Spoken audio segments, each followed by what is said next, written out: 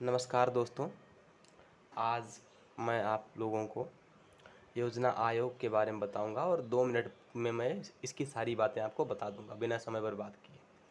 तो आपका यहाँ पर आना सार्थक है। देखिए, योजना आयोग जो है इसकी स्थापना 1950 में की गई थी। कब की गई थी? 1950 में इसकी स्थापना की गई थी। किस लिए की गई थी? उद्देश्य क्या था इसका? प्रयोजन क्या था? तो देखिए, इसके मुख्यतः 2 प्रयोजन थे। एक तो वित्त का बंटवारा करना। क्या करना?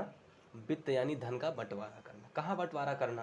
तो केंद्र और राज्य के मध्य में, जो केंद्र सरकार है और राज्य सरकार है, इन दोनों में वित्त के बंटवारे के लिए योजना आयोग की स्थापना की गई थी। इसका एक प्रयोजन हो गया। दूसरा प्रयोजन था इसका योजना निर्माण करना। क्या करना?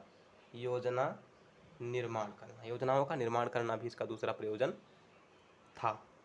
वहीं चलिए, और इसकी स्थापना जो है ना, केंद्रीय मंत्रिमंडल के कार्यकारी प्रस्ताव के आधार पर किया गया था। जो केंद्रीय मंत्रिमंडल था उस समय, उस मंत्रिमंडल ने प्रस्ताव पारित किया जिसके आधार पर योजना आयोग की स्थापना की गई थी।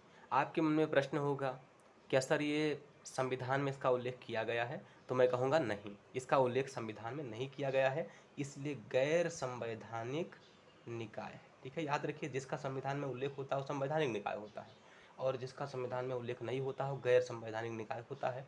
तो योजना आयोग भी कैसा निकाय है? गैर संवैधानिक है।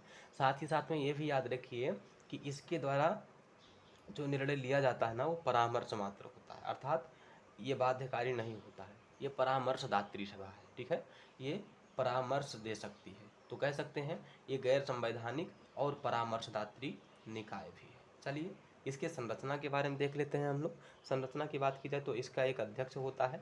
अध्यक्ष जो है प्रधानमंत्री होते हैं। प्रधानमंत्री प्रदेश अध्यक्ष होते हैं इसके, मतलब प्रधानमंत्री ही इस पद पर बैठ सकते हैं, इतना याद रखिएगा। साथ ही साथ में इसका एक उपाध्यक्ष भी होता है। उपाध्यक्ष जो है, उपाध्यक्ष की नियुक्ति मंत्रिमंडल के सिफारिश पर की जाती है। जो केंद्रीय मंत्रिमंडल होता है, उसी केंद्रीय मंत्रिमंडल की सिफारिश पर उपाध्यक्ष की नियुक्ति की जाती है। और ये जो उपाध्यक्ष होता है, इसको केंद्रीय मंत्रिमंडल का दर्जा, क्षम्यताम, कैबिनेट मंत्री का दर्जा इसको प्राप्त होता है। कैबिनेट मंत्री का दर्जा इसको प्राप्त होता है। और आपको मैं साथ ही साथ यहाँ पर यह भी बता दिया हूँ कि योजना आयोग के प्रथम उपाध्यक्ष कौन थे। तो योजना आयोग के प्रथम उपाध्यक्ष थे गुलजारी लाल नंदा जी। कौन थे? गुलजारी लाल नंदा। गुलजारी लाल नंदा जो हैं, ये प्रथम उपाध्यक्ष थे योजना आयोग के। आ गया समझ में? फिर इसमें जो है कुछ लोग और होते हैं, जैसे वित्त मंत्री हो गए, योजना मंत्री हो गए, ये इसके पदेन सदस्य होते हैं। 2 पदेन सदस्य भी इसके होते हैं, एक तो वित्त मंत्री और योजना मंत्री। ठीक है, ये तो हो ही गया। साथ ही साथ में कुछ इसके अस्थाई सदस्य भी होते हैं, जो कि केंद्रीय मंत्री ही होते हैं। ठीक है, और इसमें ये भी याद रखें कि इसमें 7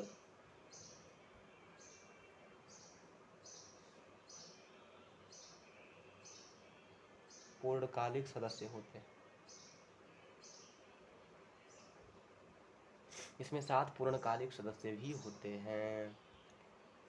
ठीक है, और इन 7 पूर्णकालिक सदस्यों को राज्य मंत्री का दर्जा प्राप्त होता है। राज्य मंत्री का दर्जा। चलिए एक बार फटाफट मैं बता देता हूँ।